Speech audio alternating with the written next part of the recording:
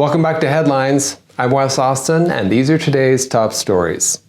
Just a few hours ago, Robert F. Kennedy Jr. dropped his White House bid and endorsed former President Donald Trump. And now, to throw my support to President Trump. In his announcement, RFK Jr. also criticized the Democratic Party for waging continual legal warfare against him and Trump and for running a sham primary. At least Democrats are consistent. Rigging elections is their version of family tradition. The DNC waged continual legal warfare against both President Trump and myself. It ran a sham primary that was rigged to prevent any serious challenge to President Biden. The DNC ran a sham primary, according to RFK Jr. Well, they had to. Otherwise, how else would they make Kamala look like the best option?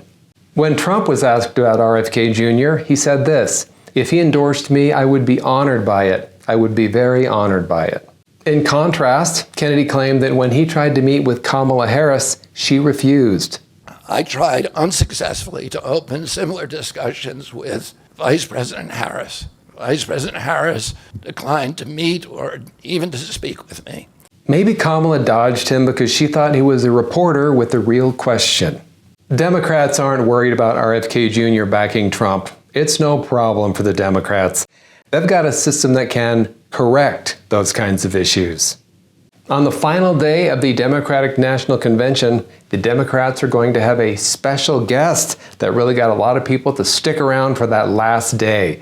They kept everyone in suspense on who the special guest was. I'm sure you guys have read all the headlines, all the stuff on social media about who's going to be at the DNC. Is it going to be Beyonce? Is it going to be Taylor Swift? No way. Beyonce or Taylor Swift? I'm definitely going to keep watching then. I mean, the DNC is like a 4-day root canal, but it'll all be worth it if the special guest performance is amazing. I want to see who it is. That there may be a special guest. I am told by Democrats that Kamala Harris was their guest.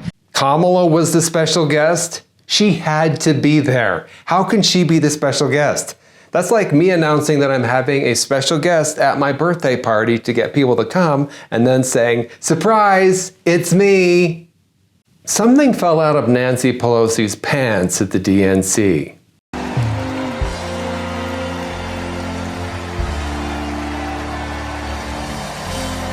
Was that toilet paper? Let's take a closer look. Nancy, can you spare a square? Look, I understand. I've had things fall out of my pants when I'm stressed out too. It looked like toilet paper to me, but sources are saying that they were her notes. But why would you keep notes on the inside of your pants? Because then if you needed them, you'd be reaching down your pants in front of the entire DNC. I forgot what I was going to say. Just a minute. No, that's not it. Let me say, oh, there it is. Got him. I mean, it's possible it was a pad, but if it was, I don't think she's putting it in right. Kamala Harris accepted the Democratic Party's presidential nomination in a 40-minute speech at the end of the DNC. She made a lot of big promises to the American people. And as president, I will bring together labor and workers and small business owners and American companies to create jobs. Kamala says she's going to bring people together to create jobs. She doesn't say how, but she promises she's going to do it. So just sit back and relax. Jobs are going to be coming to your neighborhood very soon. To grow our economy and to lower the cost of everyday needs like health care and housing and groceries. Kamala is also promising to grow the economy and lower housing and grocery costs. Again, she doesn't say how, but she says that she will. And we will end America's housing shortage and protect Social Security and Medicare. Kamala is making big promises here without giving any kind of details about how she's going to make these things happen, which probably means she's already got it all figured out. You don't need to know the details. Just know that she'll make all of your dreams come true. And Kamala also stands up for the care of the elderly. For seniors facing elder abuse. I think she meant that she will stand against elder abuse going forward, like starting now. Or starting soon-ish. In the next 4 to 5 months, for sure she'll start. She's just got to get one more thing out of the way, and then for sure, then she'll start. The Supreme Court ruled that Arizona can ask for proof of citizenship for voting. Sometimes. Arizona had passed a law requiring proof of citizenship for anyone voting in presidential elections or by mail.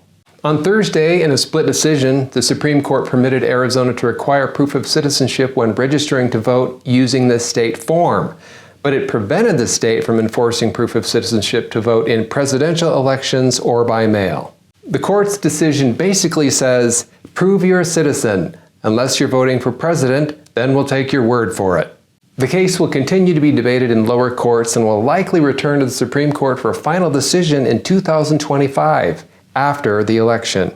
The Supreme Court says Arizona can ask for proof of citizenship, just not when it really counts.